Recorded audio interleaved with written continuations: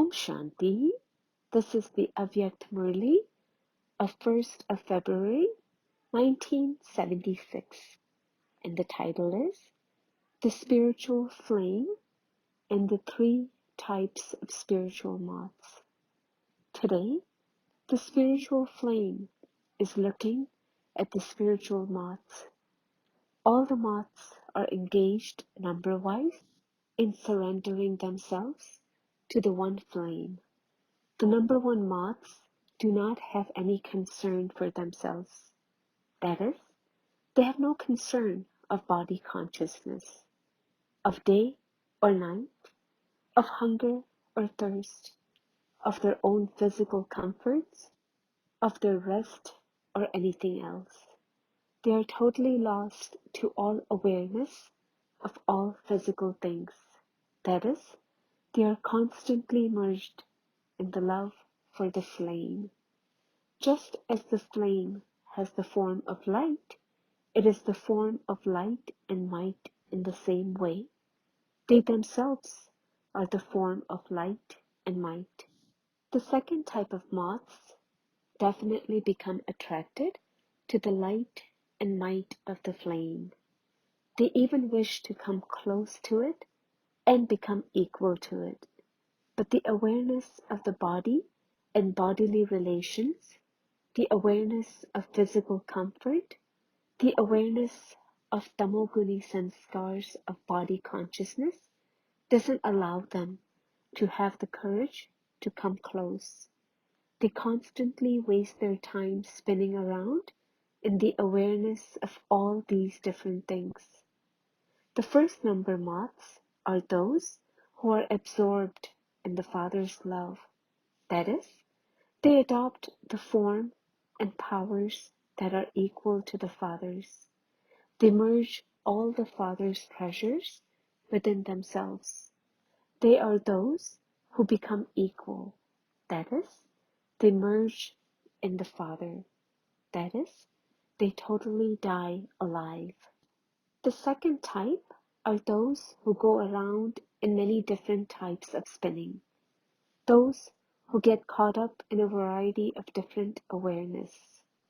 The first are those who become equal, and the second are those who constantly keep on thinking.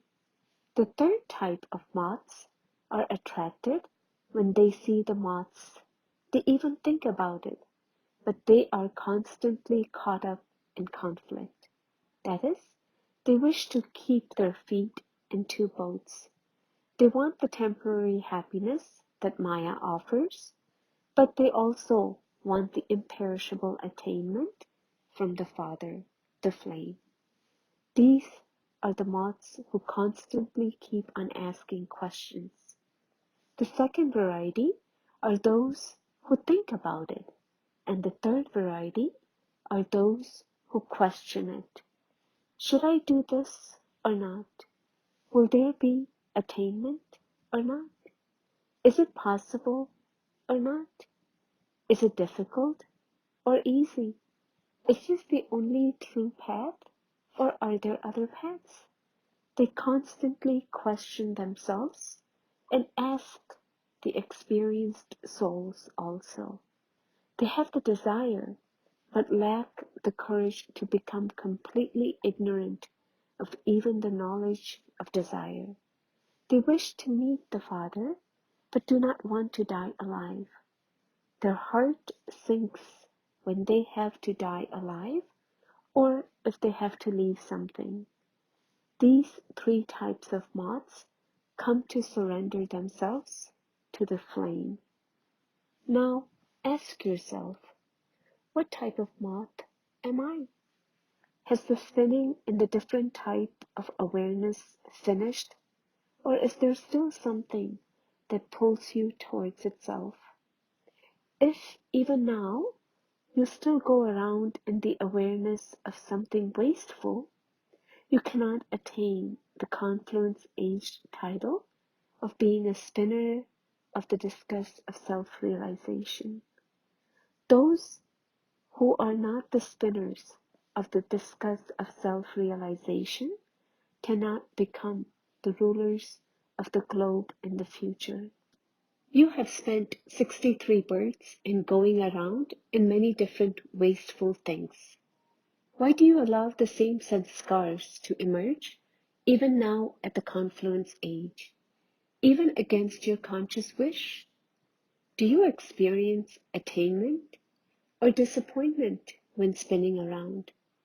Having gone around the 63 births and wasted everything, having forgotten the self and the Father, have you yet not become sufficiently tired that you still keep on going around? While having imperishable attainment, does perishable, temporary attainment still attract you? Can you still see someone who will enable you to find other destinations? Or is it that while knowing about the most elevated destination, you have kept the means of a temporary destination for such a time of need? There are many who are very clever in this way. They are very clever at the time of taking, but when it comes to renouncing, they become very clever with the Father. What cleverness do they show? At the time of renouncing something, they become very innocent. I am still an effort maker. I will be able to renounce it at the right time. Circumstances are such. The karmic accounts are very strong. I wish to do it, but what can I do? It will happen gradually. They become very innocent in this way. They even begin to give knowledge to the Father who is full of knowledge. They relate the stories of their own karma to the one who knows of the philosophy of karma. And then, at the time of taking, they become very clever. What do they say when they become very clever? You are the merciful one. You are the bestower of blessings. I also have a right since I have become your child.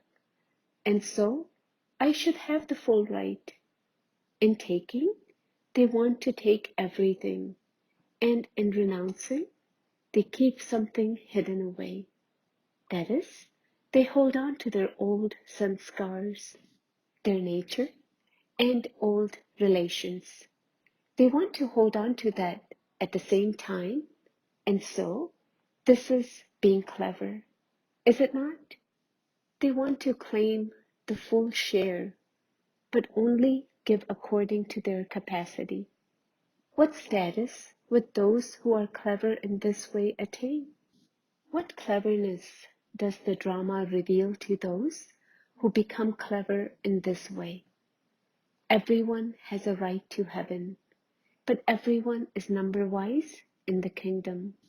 The Father gives everyone the inheritance of heaven, but each one's seat is according to his number. According to the drama, they attain the status according to the effort they have made. Baba doesn't give a number. He doesn't give different knowledge to those who are to become kings and different knowledge to those who are to become subjects.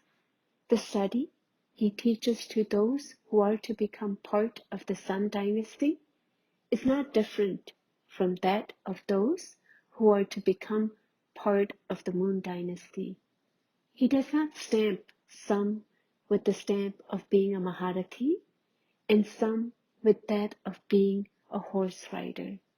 However, according to the drama, whatever effort one makes, one receives a status accordingly. Therefore, just as you become clever in taking, so too become clever in giving. Do not be innocent.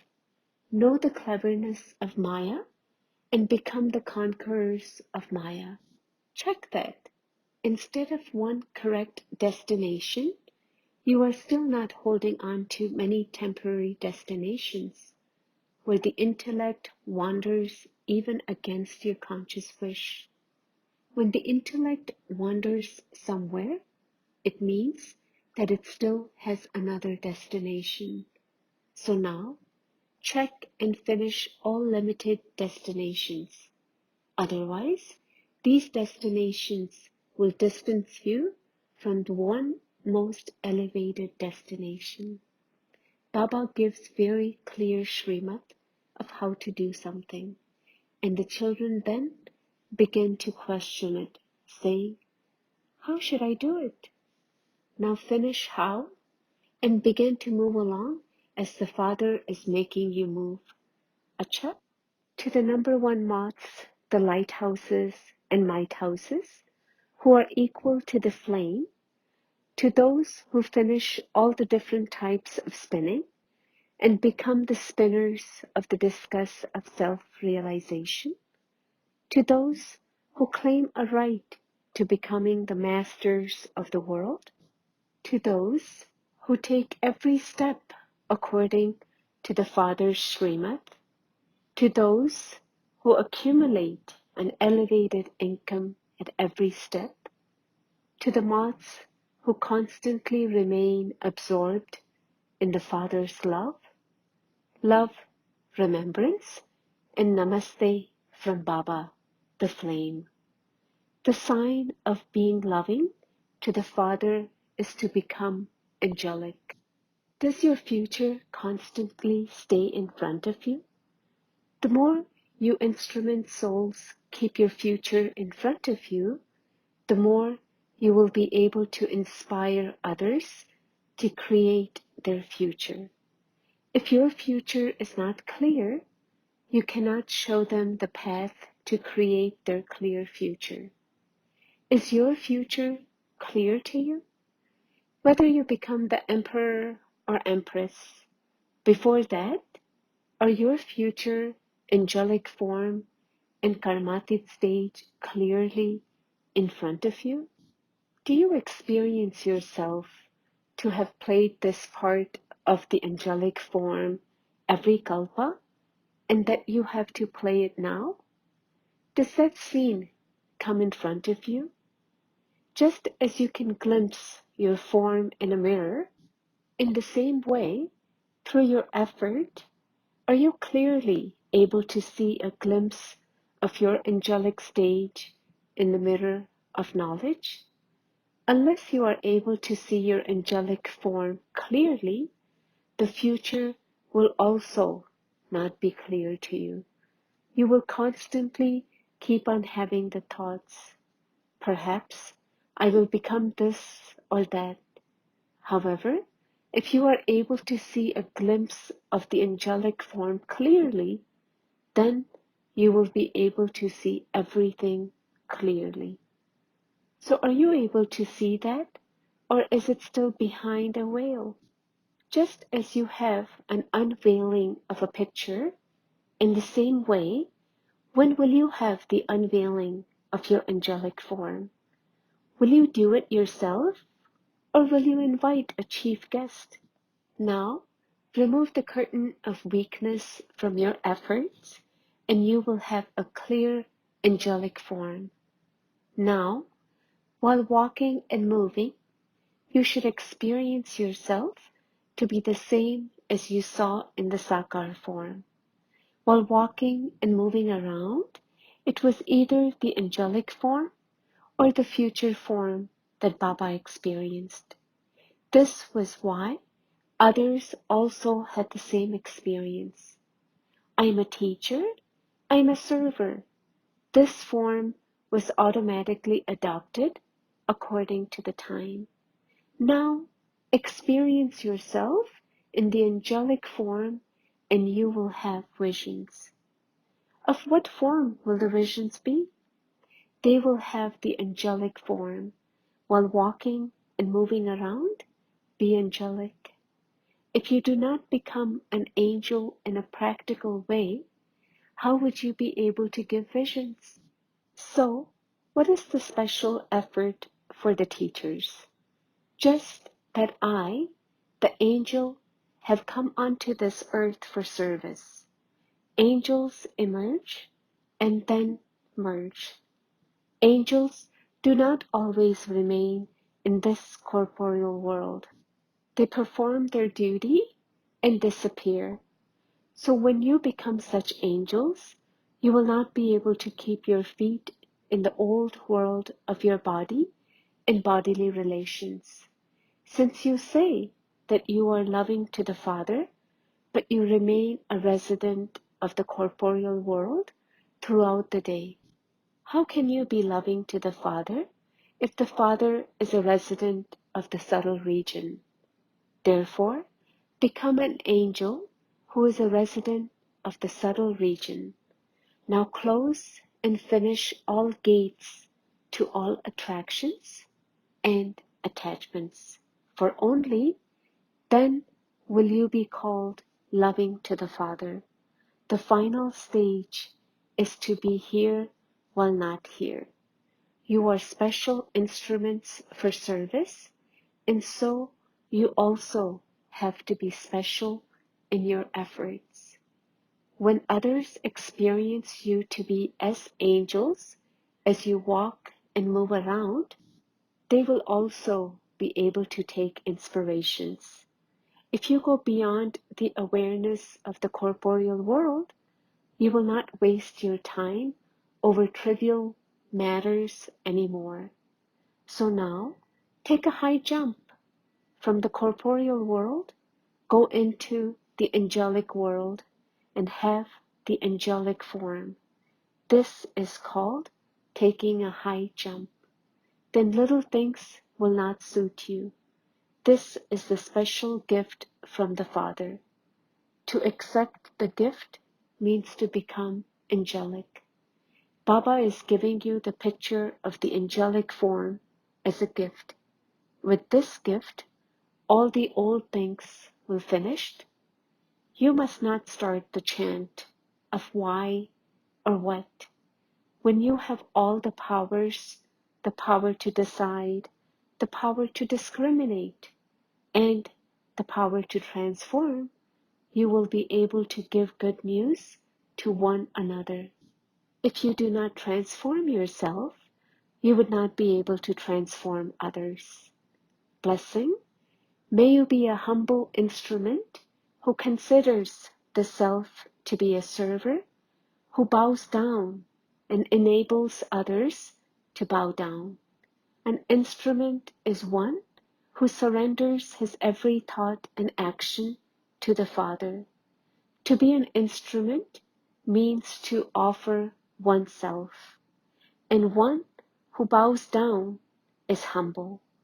The more you bow down in your sanskars and your thoughts, the more the world will bow down in front of you. To bow down means to make others bow down. You should not even have the thought that others should bow down in front of you. Those who are true servers constantly bow down. They never display any business. Slogan: to bring unity amongst diversity is the greatest specialty. Om Shanti.